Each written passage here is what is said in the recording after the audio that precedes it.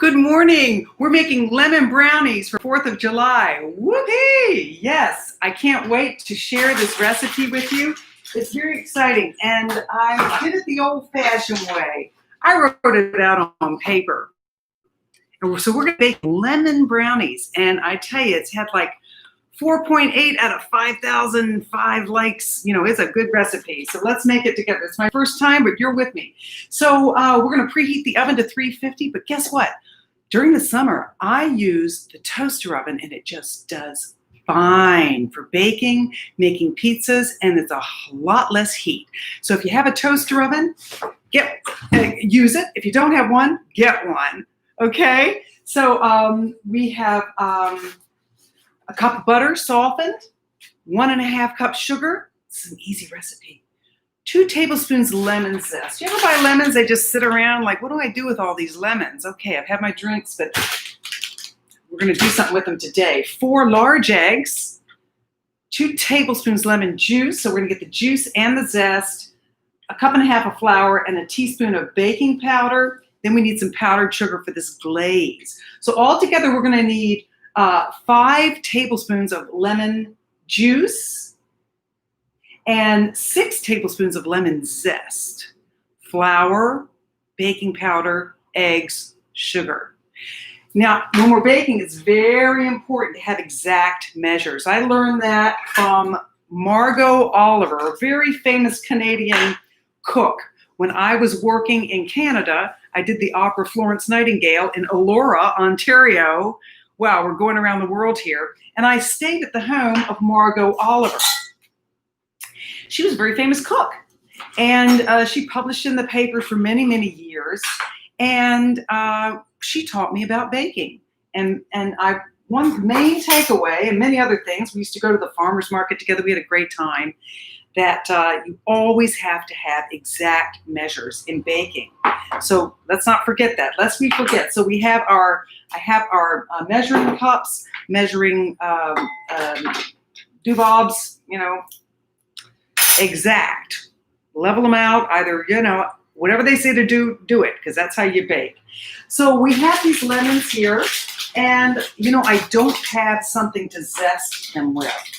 So I'm going to try to get my zest a different way. And I should probably work on the zest first. But we do have the lemons all ready to go. And I happen to have a lemon squeezer. Now that's a hard thing to find. Now here's how this one works. You put it in and you just squeeze it, and it squeezes all the juice out one way or the other. Yep, there's our juice. There's our juice. You don't need a whole lot of lemon juice for this, but we do need the zest. So this is where we get the zest. So how do we get it? You know, I've got to figure this out while we're here. And I've got a peeler because I don't have a zester. That kind of works. There you go. Here is the zest. You see this little peel?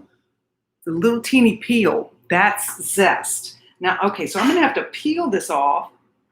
Makes me think I might want to try something else. Let's see if this works. This is for peeling apples, but if it can get our zest, bingo.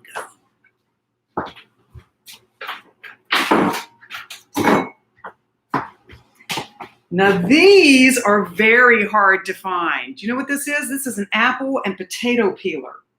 So what I'm going to try, and let's hope it works, I put the lemon here on it. It sticks. It has suction cups, and you roll this around, and a razor comes to it, and look at that. There's our lemon zest. Yay, baby. Yeah, baby. That's what I'm talking about. Now, actually, I've done a lot of apples with this. Here is our lemon zest. Wow! This is an apple peeler. It's great for making applesauce. It's great for taking the apple skin off of apples, because sometimes the skin, it's got so many pesticides and such, it's hard to wash it off, it makes you sick. So it's great to get to the essence of the apple without having to peel it yourself. This is challenged, but whatever this doesn't get, I will get. And guess what? I have a fresh razor blade. I'm going to put that on, and that's my zest. So I'll be working on that. and have it ready for the next segment when we start to put it all together. I think I have just enough flour. Let's hope. Everybody pray, because sometimes you need just enough. I've got more than enough. Gee, you see what I'm saying? You know, when God and Jesus talks about the 2 loaves of bread and the fishes, look, there's enough for 2 recipes in here. I didn't even think it was for 1. I was wondering if I'd even get 1.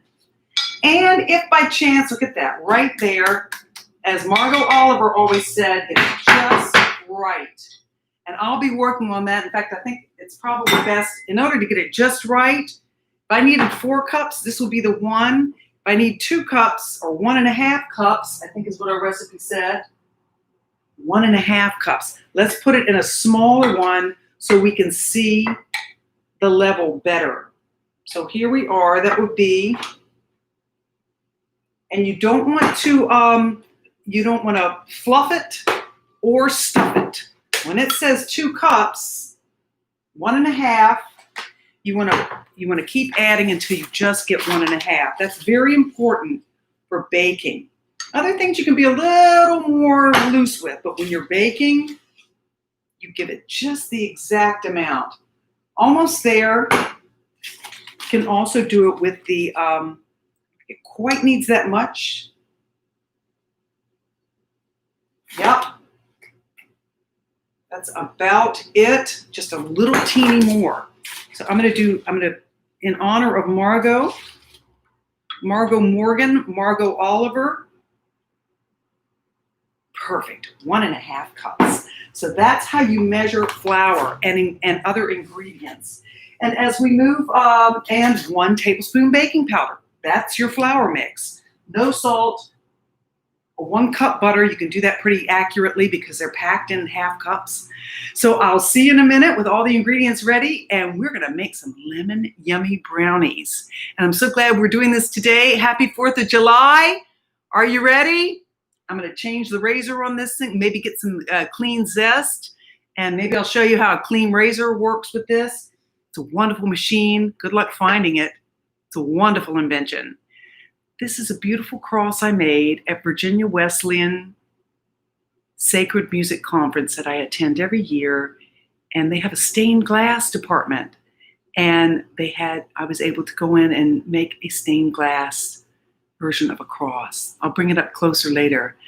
God, bless our planet. Bless our health and evolution as people and as children of God. Nourish us and fill us with your spirit and your zest. Amen. See you soon.